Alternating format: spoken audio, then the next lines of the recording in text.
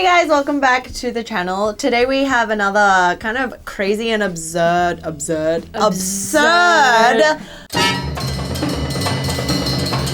list video, and today's one is gonna be 8 crazy laws that are implemented only in some of these Asian countries. Just as a disclaimer, we just have to say that these laws, like, sometimes it's hard to kind of figure out how they're actually implemented. Like, if you go there and then if you break these laws, like, what happens to you? Do you get jail? Do you get prison time? Or do you get fined? Or some of them, hard to say. Are a bit more legit, like the ones in Singapore where there's like an actual monetary fine. But other ones are kind of like, we don't know how they would measure them and how they would kind of track it or whatever. But we're gonna tell you guys anyway, so let's just jump into it.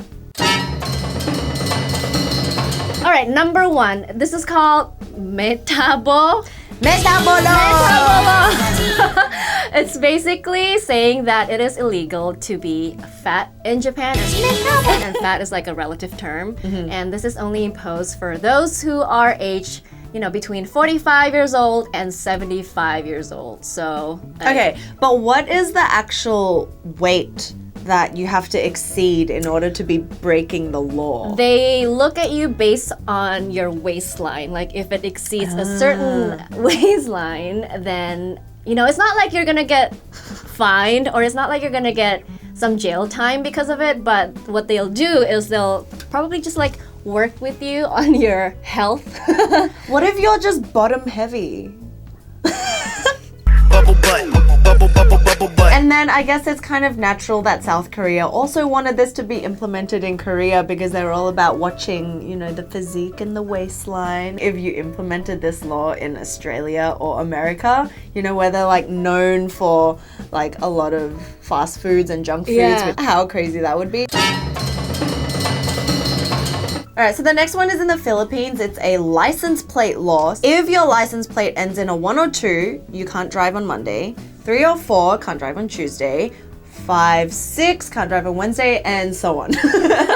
And this was, the pattern. Yeah, and this was to kind of regulate the air pollution going on in the Philippines. And does this happen in Indonesia, actually? I think they did something like this where license plates that end with odd numbers, then you can only drive during, you know, odd days. Stop you? Yeah, I think this is kind of easier to enforce. I don't know if they actually do. Yeah. And if they do, I think there's some ways around it. You know, you can get away with... I'll give you this $5 note. All right, well, the next one comes from Singapore. Actually, there are a few laws in Singapore that are just like so strict. And this like the parent that you never wanted.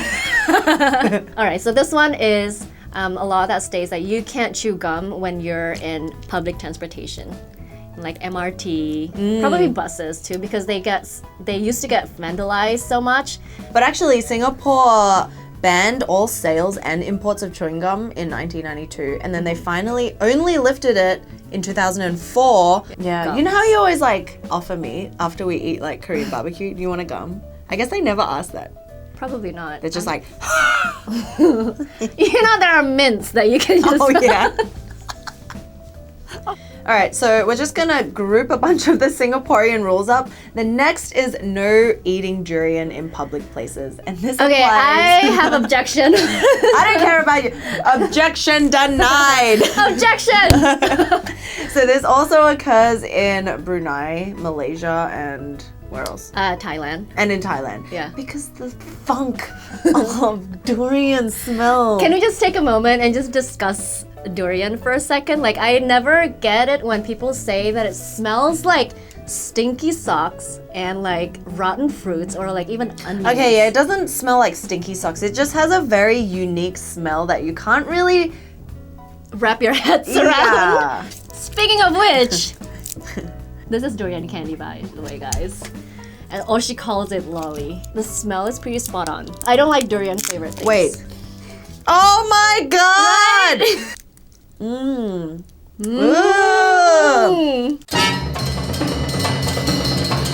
Alright, so the next one is in Thailand, and this law prohibits you from stepping on money.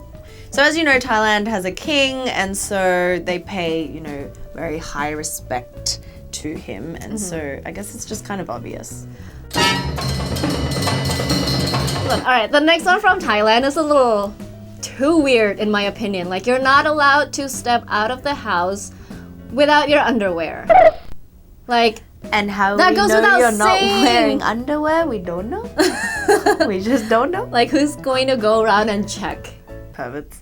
I don't know. If you guys know more about this than we do, Yeah, let us know. Perplexed. We're confused. Like really? Is it like you're still wearing a skirt or pants or trousers and not wearing underwear? Or is it you're just like blatantly not wearing anything? I think no one in their right mind would step out of their house without wearing any pants Yeah, or like underwear, even right? in America you would be detained.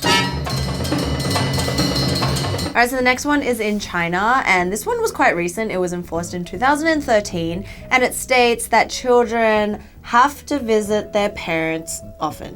You know, it's actually kind of sad for them to like have to come up with that kind of thing. Yeah, I mean, this kind of falls under the whole filial piety. It's also one of those vague ones. Yeah. How often, and then how are you going to enforce the law? Like, Yeah, what are you your gonna parents do? going to report on you for not visiting them Maybe. often?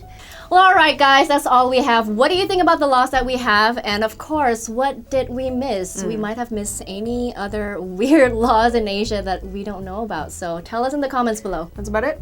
Thanks for watching, guys. We'll see you in the next one. Bye.